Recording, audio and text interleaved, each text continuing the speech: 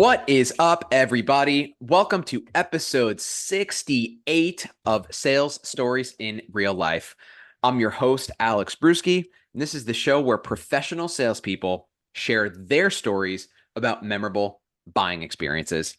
Today, we've got a very good friend of the show, Mr. Elmer Lopez in the house, account manager at ZoomInfo, co-host of the Sales Enabled podcast. You probably know him from his day in the life videos. He went from healthcare to tech sales. Elmer, welcome to the show, my man. We were just working together at a WeWork just a couple days ago. So great to see you again. I heard you had a really interesting experience when you were working a mid-market account as an AE. What happened there? Before we get started, I want to introduce you to Leadfeeder. We all know the struggle of identifying website visitors and turning them into valuable leads. Imagine having the power to identify companies visiting your website, track their behavior in real time, and seamlessly integrate it all into your CRM. With customizable notifications, lead scoring, and GDPR compliance, Leadfeeder is changing the lead generation game. Head over to leadfeeder.com, LEADFEEDER.com for a demo today. Now, back to the conversation. Yeah, I'm pumped to get into it. And also, congrats on episode 68. I just started my podcast, so we're only on episode like two. So that's huge to be on 68. Big congrats on that. The story I'm about to share is a mid-market account that I was working when I was actually a commercial account executive. It was right before I went from AE to account manager. So it holds a special place in my heart. The only thing that wasn't so special was that it was such a lengthy sales cycle for something that didn't need to be so lengthy. It took literally 10 meetings to finally get these guys to buy, which was nuts. But it made sense because there was multiple personas that this would affect, right? And my manager kept telling me like they just want to feel comfortable with their buying decision, Yeah. right? And it wasn't like a huge buying decision. It was like 30K ACV, right? But they had so many different tools, like I'd say five different tools that did what we did. So I work at ZoomInfo, obviously. So those five tools did what ZoomInfo does in one, right? So it was a matter of compiling their whole tech stack, which involved different personas because there was one persona that actually like headed that one tool, another one that had spearheaded another tool. So you had like five different personas that were spearheading these tools, and we had to meet with every single one at different times, which led to a lengthier sales process for such a small deal. But with time, literally like 2 months later, we finally sold them. And for me, as the type of seller that I am, I do like to apply the pressure, and we tried our best to apply the pressure. We really did. But unfortunately, since there was multiple personas involved, it was a lengthier sales process, and it is what it is, you know. But at the end of the day, we got them. So the uh the biggest struggle though was, having to redo the discovery every single time with different people, and because you're also re showing the value of the product, right? Right. You're reintroducing the value of the product every single time because some of these personas don't know what we did, what ZoomInfo does. Hopefully they do, but sometimes they don't. So at a good amount of time, we had to reintroduce the product, explain why we're the best in the market, and then on top of that, redo the discovery with them to understand how this would work with their teams too, and why we would be replacing that tool that they're spearheading right now. That's So really my story. Yeah. Oh no, I was gonna say, congrats on the win first off, but I feel like that's a really good place to start is right there is like for folks that are working, let's call it a committee buying group just for ease, where like you've got multiple different personas, they all care about different things. I think you said it perfectly. Like you're having to basically redo discovery every time and kind of like reaffirm the value every time. Like one person could be in love with it, the next person could have absolutely no clue, and you're starting from zero again. How do you handle that, right? Like, are you kind of giving everyone the same spiel? Or are you kind of contextualizing it based on how they would use the tool? How do you handle that? What's up, everybody? Whether you're new here or a seasoned listener, please drop a subscribe and like on your favorite streaming platform, Spotify, YouTube, Apple Podcast. Super helpful for getting the show out to more people. And if you yourself have ever wanted to start your own podcast, send me a DM on LinkedIn, and in just 2 to 3 hours per week, I can help you to start and maintain your own podcast. Make your voice heard and start a podcast today. Now, back to the conversation. I think it depends on what you find out through that discovery, especially because it's not like people are coming in and saying, "Hey, I'm actually the business development manager of XYZ company." I freaking wish. You can ask them straight up if you want to. Some people don't like that. But through the discovery of asking what kind of maybe what they're doing within the company and understanding those questions and answers, that's where I'll truly understand, okay, where should I really move this conversation towards? The value is going to be different for a director of sales instead of like a director of marketing, right? Those are two different types of buying personas. So when I would find out that information, I'm going to skew my value props just a little bit. Nice. So let's do this because obviously I'd be remiss to not give a quick shout out to Kyle Acey, who posts this a handful of times, is like, don't think of like buying decisions as in like meetings, right? It's like, what are you getting done in those meetings, right? It's like Mm. you could have one a one call close, right? Where the buyer goes through their whole checklist and they're ready to move forward. And there could be some where it's like this, where it takes maybe 10 meetings and you've got different personas in all of them. So I love thinking about selling in terms of buyer stages rather than like sales processes stage. So I think that's a really big shout out to give here, is like, what would you do differently? Through that whole Yeah. opportunity. Hmm. To be honest, if we had, I think would have been better is if we could have had every single one of those personas on one call, which was the biggest struggle. Yeah. But also, we didn't know there was multiple personas involved until like halfway into the deal cycle, which I guess we could have done a better job at figuring out too, throughout the discovery. So maybe there was a mistake there. Yeah. So probably could have done that better. So, because if we had all those people within one call already, we could have ended the conversation earlier. And that probably would have sped up the process more than giving any kind of incentives or anything like that. I think maybe we focus more on the incentives more than trying to get all the personas in place, which probably was our mistake.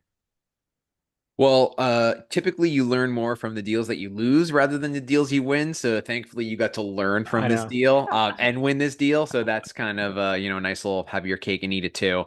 I mean, I've got to ask too, like, and also acknowledge, like, it's not very easy to get together 6, 7 different department heads onto a call and like pretzel everyone's calendar together and like find an hour that everyone's available, like communicate the value in advance, like that, like that's kind of a tricky thing to do.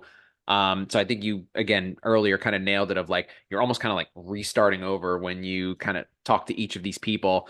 So one of the things that I did want to ask too is like you're talking with a lot of different personas. I mean, like you mentioned, like a director of sales is going to care about something different. A marketing head is going to care about something different. Enablement is going to care about something different. Like, for the folks that are listening in that maybe they don't understand their industry or their product that well, to where like they're kind of pitching everyone the same way, or they don't necessarily have that kind of precision to where they know what each persona cares about, like before they even start talking, how would you recommend those folks get down that path? Like to understand more of what to ask these personas or what kind of value to show them. But yeah, both, like what to ask them, what value to show, like how to learn what that particular persona cares about. Yeah, I think again, that's just going to be through the discovery. So if like I'm asking that persona like what would success look like out of using a tool like this, and they're talking about, I don't know, more more account-based solution, or they're talking about like what I'm trying to think of an example. Like for marketers, they usually do a good amount of ads, right? Of course. Right. And we have a marketing tool at ZoomInfo, right? So if I ask them questions around, oh, are you guys doing ads? how many ads are you guys doing? And they start to say, yeah, we do this many ads. How much are you spending on ads? Then they tell me how much they're spending, et cetera. And I continue to go onto that path. Are you trying to do account-based marketing? Is that your goal, or what's kind of the goal with what you guys are doing within the marketing space right now? If they say yes, like, yeah, we're trying to get more towards account-based marketing. We want to get targeted as possible to hit our target audience. I'm like, okay, perfect. Now I can talk more about our marketing tool, go more in depth about that.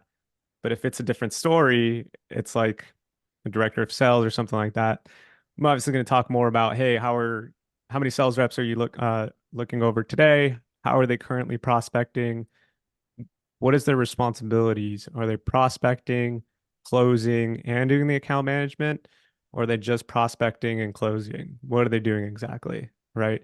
Because we have tools for the account management side called Copilot AI as well. So that's why it's good to understand exactly what they do and what their sales reps do, what the marketers do. It's all in within the discovery. That's a good distinction. I like what you did there, even though it was subtle, is like if someone says they have salespeople, it's not just like, okay, you have salespeople, so let me like pitch you like a salesperson, but like, are you prospecting? Are you closing? Are you doing account management too? Like all of those things like differ. I like to think about selling as like shooting like a bullseye on like a target, you know? It's like don't just like hit the target. Like you gotta like hit a bullseye, you know, like you gotta know like what each person in the company like does inside and out, like what contextually their responsibilities are, right? So that was a really good example. Not just I work in sales, like, okay, well, you work in sales. Are you prospecting and closing? Are you just Yeah. closing? Are you working existing business? Are you working new business? Are you working different size companies? That I think is really, really an important shout. And speaking of small companies, large companies, obviously one of your big things, Elmer, is that you went from healthcare to tech sales, which is a heck of an adjustment. If I'm not mistaken, it was during the pandemic, which was a heck of a crazy time. If there are folks that are listening in that are trying to break into tech sales, trying to break into sales, whatever it may be, let's do tech sales particular. What advice would you give to those folks? Because obviously you've done it successfully. Yeah, it's a different economy now. That's what I will say. Maybe it was a bit easier back then and it's a little tougher now. The advice I would give now though is like just put in the work to actually reach out to these hiring managers, sales reps that are there. Right now, the best way to get into the door is literally networking with people that you don't know.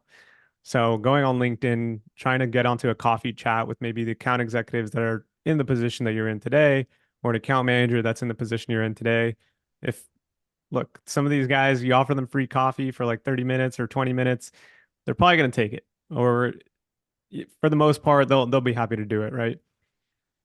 Now, really what it's about, it's going to be that. You're going to have to do some outbound in this kind of economy, but it is possible because I've seen people do it. So it's just a matter of actually putting the work in and showing, basically doing the sales experience, using your sales experience right now to get into those positions. You're like putting on a rehearsal almost. It's like if you want to get a job selling, like show them how you sell. I think I think it's a good piece of advice, especially for people that like would be your future colleagues. Essentially, there was someone at Salesforce who last year like he did some networking with me and ended up being hired on our team, and it was like, oh great, you know, it's someone who like I already know, I'm familiar with, you know, like I know that this person has like the initiative to reach out and kind of schedule these chats. So I think that goes over really well with the teammates. Like, obviously, you're oftentimes competing with hundreds, depending on the role, thousands of people for a role. Like, how many Yeah. people are going to reach out and invite every AE on the team to coffee? And, you know, maybe you do something a little bit nicer for the VP sales and the sales managers and the sales development managers, and you could just kind of go down from there. What advice would you give to people who don't necessarily know like what company they want to go to, but like they want to take an approach like this, right? Because you can kind of go down the rabbit hole and there are thousands, tens of thousands of companies. How do you kind of like nail down that short list of companies to then go down and start offering people coffee, having those types of chats? What do you do? What do you do for that? Yeah, for that, I mean, I don't want to shout out any like any other platforms or anything like that, but there are some websites out there. I'll shout out Glassdoor, I guess. But Glassdoor, obviously, you can go on there and see like which ones have good promotional paths, and there's some other websites out there that'll give you a good insights into promotional paths as well. Um, the what you could also do is literally when you go into these people's LinkedIn profiles and you see like, oh, they went from like an SDR to account executive, and you're trying to become an account executive, then maybe you should talk to them and see, oh, what is that promotional path actually like, right? That's one way to also go about it. In general, I mean, going on Google and literally searching up which one of these companies are killing it right now, you'll be able to find that information pretty easily. Yeah. Yeah. I mean, it all kind of goes back to your research, right? Like you just got to go in and you got to put in the work and it's time consuming, but like it's all worth it. I know, speaking of, and you just kind of segued me for this perfectly, is you not only made the transition from healthcare to tech sales, but then you made the jump from SDR to AE. And I know that you kind of started shouting that out about like finding people that did that same transition and maybe kind of asking them contextually, like, hey, how'd that go? What was the process like? Like, what other advice would you give to folks that are trying to make that transition? Like, what could they do on a daily basis to start leveling themselves up towards that level that they're ready to become an AE?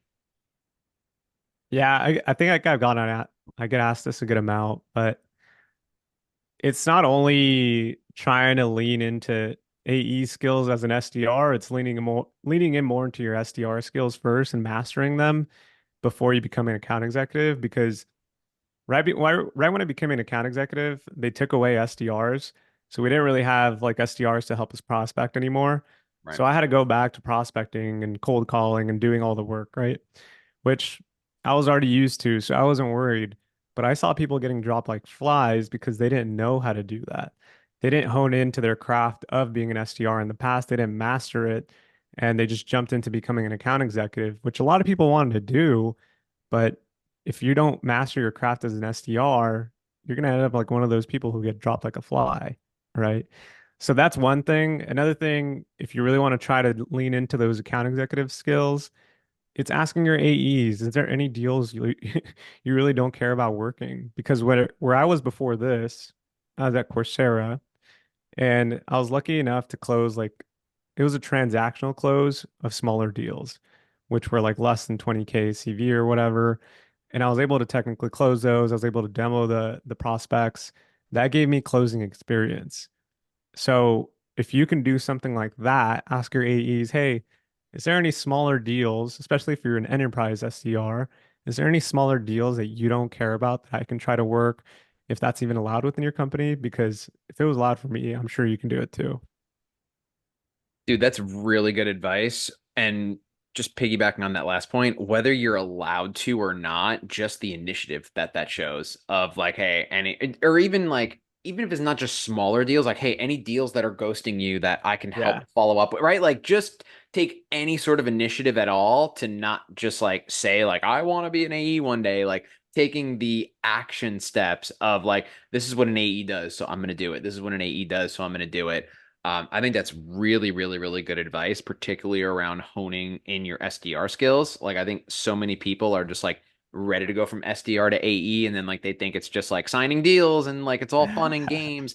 But like, I mean, it's almost like you don't just like switch your skill set from an SDR to an AE. Like, you build on your Yep. SDR skill sets to become a good AE. So I think that's a really, really, really good shout there, and really, really good piece of advice. Why don't you talk to the people a little bit about what you're doing on LinkedIn and on Shorts and on Instagram, TikTok, the whole deal. Like, how did this all start? What was the inspiration for you? What kind of inspired you to like take it to the next level and start doing like the day in the life videos? Because obviously you started off and you've just been kind of building slowly and steadily up to this point. Like, what does that process look like for folks out there that are wondering? Yeah, it's funny because we just talked about this at the WeWork. But when I started posting on LinkedIn, it was literally to get leads for my company. So as an SDR, I was thinking, literally, there was this moment where me and my buddy were living in San Francisco and we were in one of our rooms just talking about, wow, look at these posts. I wonder if they get leads from it. That's literally the conversation. He's like, oh, I'm gonna start posting and try to do the same thing. He never did it. So then I did it because I wanted to see if it would do anything. It did get me a few meetings here and there. It wasn't a crazy amount like I thought it would, So I was like, oh, 100 likes. Imagine that being like 60 leads for my company or something like that. I'm going to be rich or something. It doesn't work that way, unfortunately. But that was the initial thought process. So I posted for a full 6 months to a year to see what would happen with the leads. Nothing really happened with the leads. I was still able to close like a 20K or 30K CV deal with ZoomInfo as an account executive, which was cool. So you can get something out of it, right? Now, what ended up happening is because of that initial start of trying to get leads from LinkedIn, I ended up getting following because the because I was posting so consistently and just posting about my experience from going from an SDR, trying to become a top performing SDR, and then going from SDR to AE, then Right. talking about my transition from AE to AM. So talking about all of that throughout the whole process, people have seen me grow on LinkedIn. If you've been following me since 2021 or whatever, I think it's 2021, and you've seen me grow from literally an SDR to a mid-market account manager today. And the inspiration was literally just trying to get leads for my company. And now here we are today, posting content on every single social media platform. And I have a podcast now. So it's pretty crazy how it all works, to be honest. Well, I think you bring up a good point, and it like perfectly segues me into another point is like oftentimes like the reason that you start something is rarely the reason that you continue following through, but it's almost like you don't like know what's on the other side of the door until you open the door. So it's like you Yeah. can only like guess what you think is behind the door, but then like when you open the door, like then all of these other things start becoming available. Like again, we talked about this, but like for me, like I started this podcast because I had just moved to LA. My rent went up. I wanted to like figure out a way to like make a little bit of extra money on the side. I wanted a way to stand out. I was, doing my part to break into tech sales at that time. And I was like, okay, this can like kill two birds with one stone, if you will. Like Yeah. maybe it can get to the point that I can start monetizing a little bit. I can get my name out there. I can have some conversations with people. And then when you follow through and you're actually doing it, like the benefits are so much further spreading than that. But like it all just starts with that consistent action to start. So I think like you've done a wonderful job of just like putting yourself out there, staying consistent with it, but not just that, but like leveling up along the way, like starting off with like a few posts trying to get leads, and then it's like do a handful of videos talking about things that are you're passionate about, and then it's like it goes all the way into this like day of the life where you kind of have this whole like everyone's waiting for Elmer's day of the life video. So it's like you just keep going and keep going and keep leveling up. I mean, like you said, maybe it's 2021, 2022, like whatever it is, like this is like a couple years of work, like it's not just like Elmer started posting, day in the life videos, right? And they start blowing up tomorrow. It's like a really long process of consistent action to get to this point. And I, remember back when, you were getting 5, 10 likes on a post, and I was there. So it's been pretty cool to see. What have you noticed, or what have you learned in maybe that respect when you started the podcast? Like, has your view on it kind of changed? Has your perspective on it changed? What's that been like for you My view on what? Like on, on podcasting? And let's do podcasting in general since you're so new into it. yeah, I would say there's a lot of there's a lot of podcasts that do the same thing. There's no disrespect to any podcasters out there. Yeah. I just really anytime I think of like trying to start something, I think of like an industry disruptor. And our podcast is, in my perspective, is an industry disruptor because no one's doing it the way we are within our podcast, which is like a call-in guest, Dave Ramsey style, where you call in. We haven't figured out the exact way to do it with someone actually calling a phone number yet, but it is still call-in style. We'll send the Zoom link to some people and then we'll keep them anonymous and they ask questions. These are literally people who are trying to break into tech sales. They just want to talk about their deals because me and Josh have experience within sales. So I'm loving it. And overall, my experience within podcasting and my perspective of it, it's changed a bit in the sense of like it can bring a lot of opportunities within itself. And it's a whole different, it's almost like a whole business within itself. And I didn't think of it that way. I thought it was just like, I'm creating another social media path, but I'm creating a business as well. So That's kind of what changed my perspective there. Yeah, it's a crazy it's a crazy thing. I mean, I know I can speak for myself. It's certainly changed my life, and I obviously hope that, the same comes out of it for you. For the folks that are still tuning in, we appreciate it, by the way. What would be the one big takeaway that you'd leave with folks for this episode? Like, if folks are able to take one thing away from Elmer from this episode, what would be the one big takeaway for them? Honestly, I feel like what I've been thinking lately is consistency will beat anything. And what I mean by that is like I know a lot of people who want to be social media creators or want to do this or do that, and they start and they don't finish, right?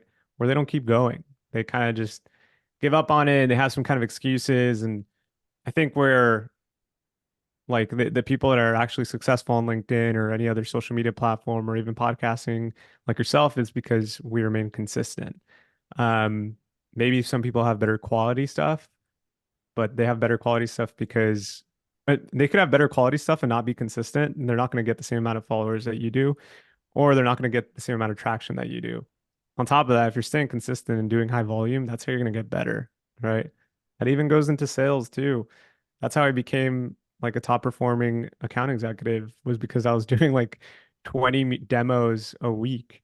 So if anything, just staying consistent in anything you do, that's my main takeaway.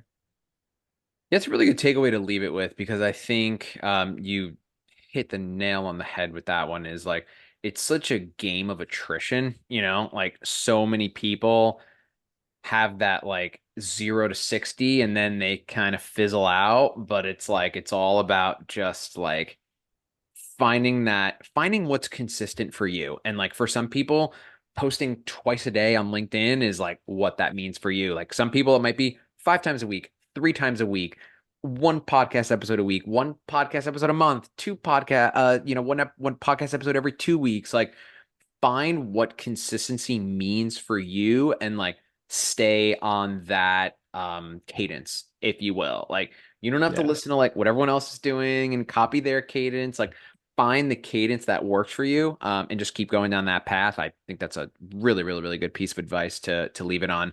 Elmer, why don't you plug some with the audience before we jump? Where could people find you? What are you working on? How could they find what you're working on? Plug away. Yeah, check me out on LinkedIn. Just type in my name, Elmer Lopez. You'll find me, I'm the guy with the blue tie in the picture. You can see me on all other socials, elmerlopez.tech. If you want to go to YouTube Shorts, TikTok, whatever, I'm on there.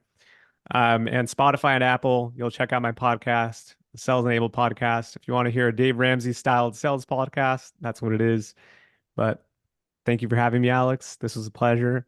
It was long to do, so I'm glad I was finally on. Yes, sir. Really, really glad we got to do this. Go follow Elmer, LinkedIn, elmerlopez.tech, on YouTube. Go follow Sales Enabled Podcast. Elmer, this has been fantastic. Thanks so much for coming onto the show, sharing all your experiences with us. Sales Stories in Real Life, fam. Until next week. Cheers.